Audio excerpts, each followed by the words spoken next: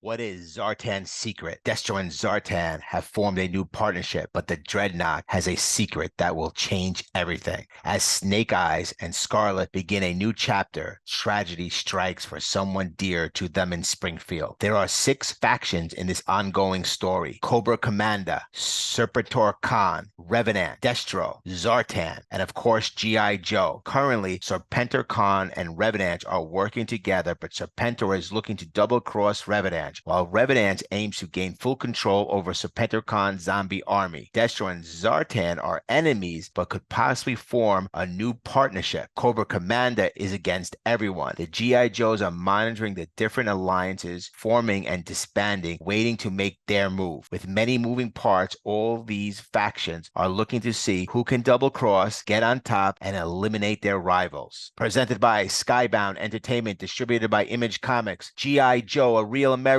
Hero, Volume 1, Issue 306. Zartan is being chased through the bayou while riding his swamp skier with a heat-seeking missile fired by Serpentor Khan. As Zartan tries to escape, he pulls a quick turn to throw off the missile's gyros. Unfortunately for Zartan, the missile continues to follow him. Catching up very quickly, Zartan decides to ditch his swamp skier and jump into a tree as it continues onward. The heat-seeking missile destroys the swamp skier, but Zartan manages to leap to safety. Afterwards, Zartan reviews the wreckage and notices that a piece of the missile is marked Mars. Zartan concludes that something does not add up. Back at Cobra Island, Serpentor Khan and Dr. Mindbender are conversing. Serpentor Khan asks Mindbender if the missile took out Zartan. Mindbender replies that the missile did detonate, and even if it didn't hit him directly, Zartan would have been killed in the blast radius. Serpentor Khan says he just can't assume Zartan is dead or alive. Serpentor Khan is very pleased with the enhanced cyborgs created by the Revenant's surgical bot pods and is confident that these soldiers will win him the battle. Now his Cobra soldiers are indestructible fighting machines. Serpentor Khan continues to monitor the situation with Destro and the fake Zartan. However, Serpentor Khan and Dr. Mindbender are trying to circumvent Revenant's control over the zombie-enhanced cyborg. They know Revenant has control, so they have implemented a kill switch to take command of the Cobra troops when necessary. Serpentor Khan is obviously planning to turn against Revenant once the time is right. Meanwhile, they continue to monitor a situation with Destro and the fake Zartan. At Castle Destro, a fake Zartan sent by Serpentor Khan starts talking to Destro and the Baroness. This imposter tries to convince Destro and the Baroness to use Mars to help defeat Cobra Commander, which is obviously Serpentor Khan's goal. During their discussion, an Iron Grenadier interrupts and says, "Begging your pardon, Lord Destro, I have an urgent matter to report. Security found a cyborg intruder. Tech analyst believes it to be of Revenant manufacture." The Baroness wants to put a bullet in the cyborg's cranium and be done with it, but Destro calms her down and says, "Let's see how this plays out." He shakes hands with the fake Zartan, saying, "I'm going to take what you said under advisement. It might be a good move for us to join forces with Serpentor Khan." Then we jump back to Snake Eyes navigating an urban setting to convert targets, and a civilian target pop up. We soon realize that Snake Eyes is actually in a training arena simulation. He swiftly eliminates the two Cobra simulations, leaving the child and the baby unharmed. Following through another Cobra operative, he blasts through the door and cuts the Cobra operative in half. Another Cobra soldier appears, but Snake Eyes uses his machete, and then suddenly four other Cobra operatives emerge from a garage with machine guns. Snake Eyes disposes of all of them. Scarlet then says, "So tell me, Snake Eyes, have you ever not maxed the urban interior combat simulation?" Snake Eye replies, "No." Scarlet goes through all the weapons that Snake Eye uses. This Snake Eyes is a clone and is able to speak. The ironic part is that Snake Eyes does not do a lot of talking. Snake Eyes replies to Scarlet, "Just tools. The mind is the real weapon." We go back to Springfield, where we see Dawn Morano's parents leaving town. They are pulled over by local Cobra law enforcement. The officers want to know where they are headed. Dawn's parents reply, "My sister's got early stage Alzheimer's and we're going to visit her in Phoenix." The Cobra law enforcement then asks if this has anything to do with the recent appearance of their daughter, Dawn, in Springfield. They deny any connection. A HISS tank pulls up and the officer asks if they need any assistance. The law enforcement officer reiterates the question about Dawn's appearance. Dawn mother says, "We have the medical records right here in the glove department." As she reaches into the glove compartment, the law enforcement officer yells, "She's reaching for a weapon." The officer then unloads their weapons into the car, emptying their clips into the vehicle. At the Revan facility in Baton Rouge, the Python patrol officer who fought the Blue Ninja in the previous encounter is reported missing. The news is being communicated to Alpha 001 headquarters. They want to find the Blue Ninja, but it has been destroyed. Alpha 001 is unconcerned, confident it will resurface. The call ends in Baton Rouge, and we switch to Revan headquarters in New Jersey. Another Blue Ninja reports to Alpha 001 the results from the intensive scan of the sample cyborg from the Baton Rouge facility have come in. They found a secret chip that overrides all hidden controls linking to the cyborg Revan. We have hijacked the latest shipment of these chips from Cobra Island and we replaced them with the ones seen to follow Cobra's commands but still have a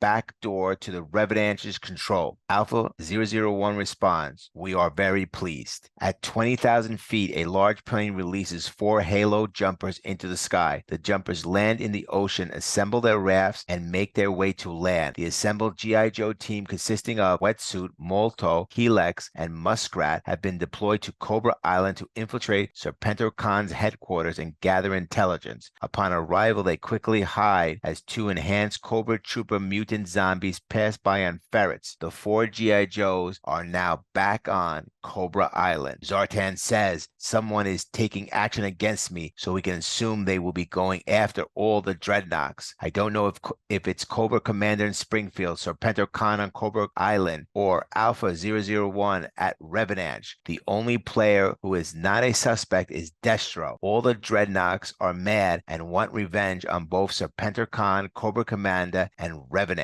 Buzzer says, "We're going to need allies to do that. Maybe we should team up with Destro." Next, presented by Skybound Entertainment, distributed by Image Comics, G.I. Joe, A Real American Hero, Volume 1, Issue 307.